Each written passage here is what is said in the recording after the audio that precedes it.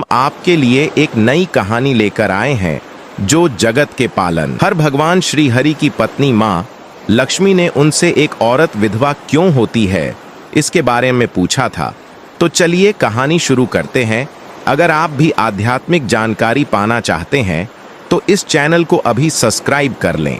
तो एक बार माता लक्ष्मी भगवान विष्णु से मिलने के लिए जाती है और कहने लगती है, प्रभु, जब मैं आपसे मिलने के लिए आ रही थी तो मेरी नज़र मृत्यु लोक पर पड़ी। वहाँ मैंने देखा कि 3 स्त्रियां जो आपस में सहेली थीं, उनमें से 2 स्त्रियों विधवा होकर के दुखी जीवन जी रही थीं, जबकि एक स्त्री सुहागन होकर के अपने पति के साथ सुखी जीवन जी रही थी। प्रभु, यह बात मेरी समझ में नहीं आई, इसलिए मेरे मन में 3 प्रश्न उठने लगे। अब मैं आपसे यह चाहती हूँ कि आप मेरे तीनों प्रश्नों के उत्तर देकर के मुझे संतुष्ट करने की कृपा करें। मित्रों, इस प्रकार माता लक्ष्मी की बात को सुनकर भगवान विष्णु कहते हैं, हे लक्ष्मी, तुम मुझे अपने तीनों प्रश्नों को बताओ।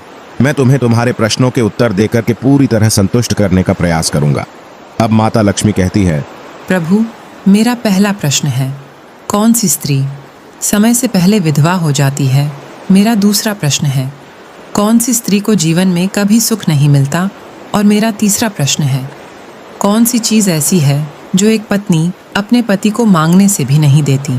मित्रों, इस प्रकार माता लक्ष्मी के प्रश्नों को सुनकर के भगवान विष्णु कहने लगे, तुम जिन स्त्रियों की बात कर रही हो उनमें से 2 स्त्रियों विधवा होकर अपना दुखी जीवन जी रही है और वहीं पर एक स्त्री सुहागन होकर के अपने पति के साथ में अपना सुखी जीवन जी रही है। तुम जानना चाहती हो आखिरकार ऐसा क्यों है? तो मैं तुम्हें एक छोटी सी कहानी सुनाता हूँ।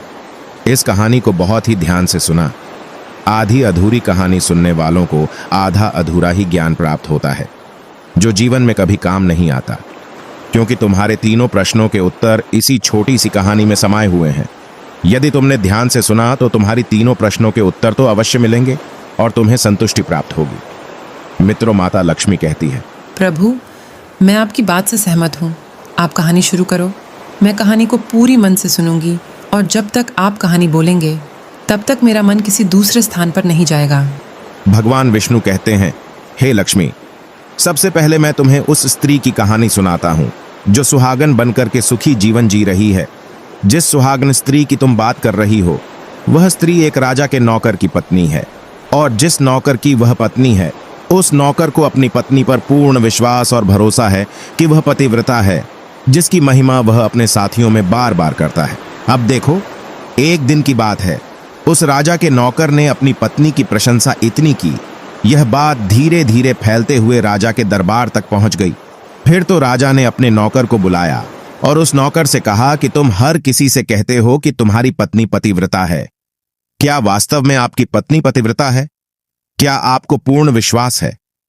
इस प्रकार राजा की बात सुनकर के नौकर कहने लगा, महाराज, मुझे पूरा विश्वास है और पूरे से भी आगे विश्वास है कि मेरी पत्नी पूरी तरह पतिव्रता है। अब इस समय पर राजा का महामंत्री कहने लगता है, यदि मैं तेरी पत्नी का पतिव्रत धर्म खंडित कर दूं तो तुझे क्या सजा मिलनी चाहिए? फिर तो नौकर ने कहा, यदि तुम मेरी पत्नी का पतिव्रत धर्म खंडित कर देते हो तो महाराज मुझे फांसी लगा देना। अब उधर वह राजा का नौकर भी मंत्री से कहता है, यदि महाराज यह मेरी पत्नी का पत्नी व्रत धर्म खंडित नहीं कर पाए तो इनको सजा क्या मिलनी चाहिए? तो राजा ने कहा कि मंत्री को भी फांसी की सजा दी जाएगी।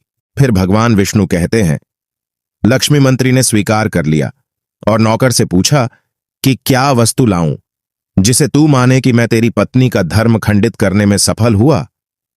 तो नौकर ने कहा, मंत्री, यदि तुम मेरे घर से जाकर के मेरे विवाह के समय पर मुझे एक पटका मिला था और एक कतार मिली थी, वह मेरी पत्नी ने बहुत ही संभाल कर रखी है, जो सुहाग की निशानी मानी जाती है।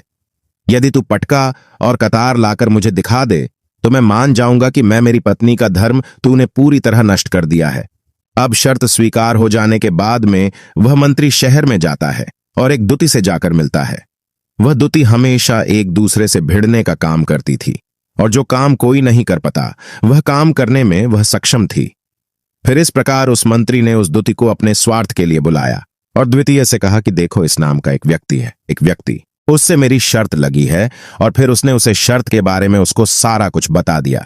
फिर वह दुती से कहने लगा, तू कैसे भी करके उस स्त्री से मेरा संपर्क करवा दे, तुझे जितना धन चाहिए मैं उतना धन दूंगा। इस प्रकार मंत्री की बात सुनकर के दुति कहने लगी, भाई तू उस औरत के बारे में बात मत कर। वह औरत पूरी तरह से पतिव्रता है। तेरी ओर थूकेगी भी नहीं, तेरी शक्ल भी नहीं देखेगी, और उनके परिवार के व्यक्ति खूंखार है, तेरी खाल उतार लेंगे। तो मंत्री कहने लगा, ठीक है, यदि तू मेरा उससे संपर्क नहीं करवा सकती है तो एक काम कर दे, उसके घर जाकर के पटका और कतार चुरा कर ला दे, और उसकी पत्नी के गुप्तांग के पास में यदि कोई चिन्ह हो तो वह चिन्ह भी मुझे देख करके बता दे।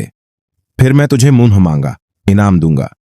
यह बात दुति की समझ में आ गई और उसने कहा, ठीक है, मैं तुम्हारा काम अवश्य करूंगी। नौकर शहर में रहता था। दुति नौकर के घर जाती है, उसकी पत्नी से जाकर बोलता है, बेटी मैं तेरी पति की बुआ हूं, मैं कई वर्षों के बाद आई।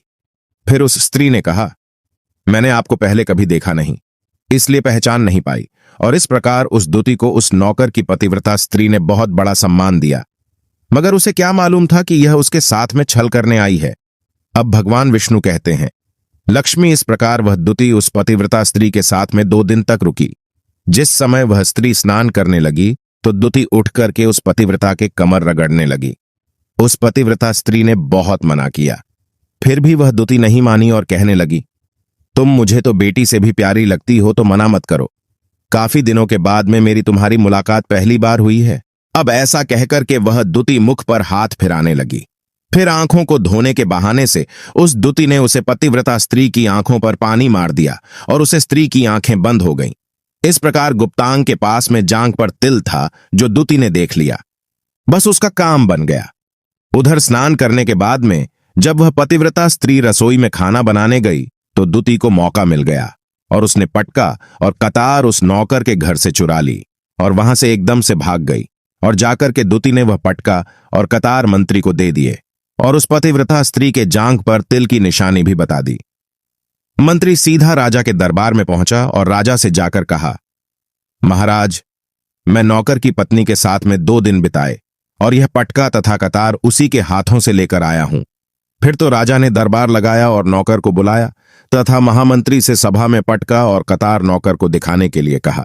फिर राजा की आज्ञा पाकर के मंत्री ने उस नौकर को पटका और कतार दिखाई और उसकी पत्नी की जांघ पर तिल भी बताया तो नौकर मान गया कि वास्तव में आज मेरी पत्नी ने अपना पतिव्रत धर्म पूरी तरह से भंग करवा लिया। भगवान विष्णु कहते हैं, लक्ष्मी, फिर तो राजा ने फांसी का दिन 15 दिन के बाद में रख दिया और कहा कि नौकर को 15 दिन के बाद में फांसी पर चढ़ाया जाएगा। और इस प्रकार से नौकर से उसकी अंतिम इच्छा पूछी तो नौकर ने कहा कि मैं अपनी पत्नी से अंतिम बार मिलना चाहता हूं। इस प्रकार राजा ने उस नौकर को आज्ञा दी कि ठीक है, तुम अपनी पत्नी से मिल सकते हो। फिर नौकर अपने घर गया और अपनी पत्नी से कहा कि आप मेरे साथ में बहुत बड़ा विश्वासघात किया। मैंने आपके विश्वास पर मंत्री से ऐसी शर्त लगाई थी कि राजा के दरबार में राजा के सामने मैंने कहा था कि मेरी पत्नी का पतिव्रत धर्म कोई नष्ट कर दे तो मुझे फांसी लगा देना। अब मुझे 15 दिन के बाद में फांसी लगा दी जाएगी। मेरे साथ विश्वासघात करके तुमने ठीक नहीं किया। उसे पतिव्रता स्त्री ने अपने पति को सारी बात बताई, मगर उस विश्वास नहीं हुआ और फिर नौकर राजा के दरबार में पहुंचा तो राजा फिर उसे कैद में डलवा दिया गया। अब उधर नौकर की पतिव्रता धर्म पत्नी ने परमात्मा को याद किया और अपना भेष बदल करके राजा के दरबार में गई और राजा से नाच दिखाने की आज्ञा मांगने लगी, क्योंकि वह स्त्री बहुत ही सुंदर थी और उधर राजा शौकीन होते हैं। इसलिए राजा ने आज्ञा दे दी कि सभी मंत्री आदि उपस्थित होकर के इस सुंदरी का नाच करवाने की पूरी व्यवस्था करी। भगवान विष्णु कहते हैं, लक्ष्मी, फिर तो सब मंत्री महामंत्री राजा आदि दरबार में उपस्थित हुए और फिर उस नौकर की धर्मपत्नी ने जब नाचना शुरू किया तो राजा को उस स्त्री का नाच बहुत ही सुंदर लगा। और फिर राजा ने कहा, तुम मुझसे क्या मांगना चाहती हो? तुम जो भी मांगोगी मैं तुम्हें वही दूंगा। फिर उस नौकर की पतिव्रता स्त्री ने कहा, महाराज, आपकी सभा में मेरा चोर है जिसने मेरे रुपए लिए थे मगर आज तक वापस नहीं दिए, उसे फांसी की सजा दे दीजिए। अब राजा ने कहा, ठीक है, बताओ मेरे दरबार में तुम्हारा चोर कौन है, उसका नाम क्या है? मैं उसको फांसी की सजा अवश्य दूंगा। भगवान विष्णु कहते हैं, फिर उस नौकर की पतिव्रता स्त्री ने कहा, महाराज, आपका मंत्री मेरा चोर है, आप इनको फांसी की सजा अवश्य दें। अब उधर जैसे ही मंत्री ने सुना कि यह सुंदरी मुझे अपना चोर बता रही है तो मंत्री कहने लगा, महाराज, मैं कसम खाकर कहता हूं कि मैं इसका कभी कुछ नहीं चुराया है। मैंने इसे आज तक कभी देखा ही नहीं है, तो मैं चोरी कैसे कर सकता हूं? मैं आज तक इसकी शक्ल ही नहीं देखी है। अब भगवान विष्णु कहते हैं, लक्ष्मी जैसे ही मंत्री ने कहा कि मैं सुंदरी की आज तक शक्ल ही नहीं देखी है, तो वह सुंदरी कहने लगी, महाराज, यह मंत्री मुझे जानता नहीं है, तो आप इससे यह पूछो, यह पटका और कतार कहां से लाया था? मैं उस नौकर की पत्नी हूं जो आपके यहां पर नौकरी करता है, और आप मेरे निर्दोष पति को फांसी चढ़ने वाले हैं। अब मैं आपको पूरी दस्त सुनती हूं। यह जो आपका मंत्री है, इसने मेरे पास में अपनी एक दूती को भेज करके मेरी जांघ के दिल का पता लगाया, और उसी ने यह पटका और कतार चुरा करके इसको ला करके दी और आपके मंत्री के द्वारा भेजी गई। दूती जब मेरे घर पर आई थी तो उसने मुझसे कहा था कि वह मेरे पति की बुआ है और वह पहली बार आई है, इसीलिए मैं उसको पहचान नहीं सकी। और महाराज, जिस प्रकार मैंने उस स्त्री को अपने यहां पर बहुत बड़ा सम्मान दिया और अपने घर पर उसके ठहरने की व्यवस्था की, और इस प्रकार उस नौकर की पतिव्रता स्त्री की बात को सुन करके राजा ने दूती को बुलाया। फिर उस दूती ने राजा को सारी सच्चाई बता दी, जिससे राजा ने उस नौकर को रिहा कर दिया और मंत्री को फांसी पर चढ़ा दिया। भगवान विष्णु कहते हैं, लक्ष्मी, इस प्रकार उस नौकर की पतिव्रता स्त्री ने अंत में राजा से कहा, महाराज, मैं अपने पति से बहुत प्यार करती हूं। मैं एक चरित्रवान स्त्री हूं। कभी भी मैं अपने पति का नाम तक अपने मुंह से नहीं लेती। भगवान विष्णु कहते हैं, लक्ष्मी, मेरी कहानी पूरी होती है। अब तुम अपने तीनों प्रश्नों के उत्तर सुनो। तुम्हारा पहला प्रश्न था, कौन सी स्त्री समय से पहले विधवा हो जाती है? तो जो स्त्रियां अपने पति का नाम लेती हैं, वह समय से पहले विधवा हो जाती है, क्योंकि पति का नाम लेने से पति की उम्र कम हो जाती है और समय से पहले ही उनके पति की मृत्यु हो जाती है। ऐसी स्त्रियां जो पति का नाम लेती हैं, समय से पहले ही विधवा होकर के एक दुखी जीवन जीती है। बस यही राज की बात है कि तुम जिन 3 सहेलियों की बातें कर रही थीं, उनमें से 2 विधवा थीं और एक यह नौकर की पत्नी थी जो पतिव्रता स्त्री थी। यह पतिव्रता स्त्री कभी भी अपने पति का नाम मुंह से नहीं लेती थी, और उधर वह 2 स्त्रियों जो विधवा होकर जीवन दुखी होकर जी रही है, वह हमेशा अपने पति का नाम लेकर ही बुलाती थी, जिसकी वजह से उनके पति की उम्र कम हुई और फिर वह दोनों स्त्रियां समय से पहले ही विधवा हो गई और आज वह दुखी जीवन जी रही है। इसलिए कभी भी स्त्रियों को अपने पति का नाम अपने मुंह से नहीं लेना चाहिए। अब तुम्हारा दूसरा प्रश्न था, कौन सी स्त्री को जीवन में कभी सुख नहीं मिलता है? तो समझ लो, जो स्त्रियां अपने पति के बिना अनुमति के किसी तीर्थ स्थान या उत्सव में जाती हैं, उनके जीवन में कभी सुख नहीं आता। ऐसी स्त्रियां जीवन पर दुखी रहती हैं और उन्हें पति का कभी प्रेम नहीं मिलता। भगवान विष्णु कहते हैं, लक्ष्मी, तुम्हारा तीसरा प्रश्न था कि ऐसी कौन सी चीज है जो एक पत्नी अपने पति को मांगने से भी नहीं देती? तो समझ लो, वह चीज गाली है।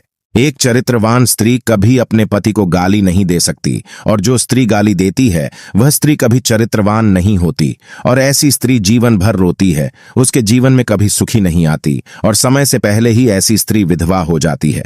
मित्रों, इस प्रकार कहानी सुनने के बाद में माता लक्ष्मी पूरी तरह से अपने तीनों प्रश्नों से संतुष्ट होकर कहती हैं, प्रभु, वास्तव में जो स्त्री चरित्रवान होती है वह कभी दुखी जीवन नहीं जीती है, क्योंकि ऐसे घर में लक्ष्मी का सदा वास होता है और वह घर धन धान्य से हमेशा भरपूर बना रहता है।